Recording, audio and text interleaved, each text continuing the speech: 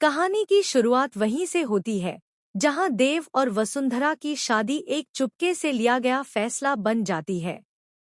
देव ने वसुंधरा से शादी तो कर ली, लेकिन बिना अपनी मां की मर्जी के। यही एक गलती अब उसके पूरे परिवार को हिला देती है। वसुंधरा के पिता को जब इस शादी की खबर मिलती है, उनका गुस्सा 7वें आसमान पर पहुंच जाता है। वो देव को जोरदार थप्पड़ मारते हैं और कहते हैं, तुमने हमारी इज्जत मिट्टी में मिला दी।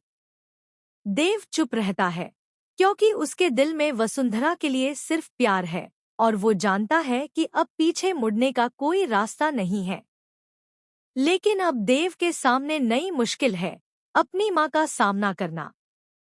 देव की मां एक सख्त और परंपरागत औरत हैं, जिन्हें अपने बेटे के हर फैसले में अपनी बात सबसे अहम लगती है। उन्होंने हमेशा अपने बेटे के लिए एक ऐसी बहू की कल्पना की थी जो आधुनिक भी हो और संभ्रांत समाज में फिट भी बैठे। वसुंधरा, जो एक सादगी की मूर्ति है, उसकी दुनिया बिल्कुल अलग है। वो परंपरा और संस्कृति में जीने वाली लड़की है। उसकी सादगी ही उसकी पहचान है। देव अब उलझन में है, कैसे करे अपनी मां को खुश, कैसे मनवाए उनसे वसुंधरा को स्वीकार करने के लिए। बहुत सोच विचार के बाद देव को एक आइडिया आता है। वो ठान लेता है कि अगर उसकी मां को मॉडर्न बहू चाहिए, तो वो वसुंधरा को वैसी ही बना देगा, एकदम इंग्लिश मैडम जैसी। दूसरे ही दिन से देव वसुंधरा को लेकर अपने प्लान पर लग जाता है। शुरुआत होती है कपड़ों से।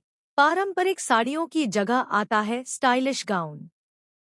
फिर आती है हेयर स्टाइल, खुले बालों की जगह पर एक पॉलिश लुक।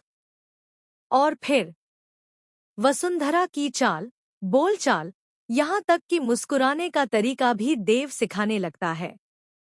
वसुंधरा पहले तो झिझकती है, क्योंकि उसे लगता है कि देव उसे बदलना चाहता है।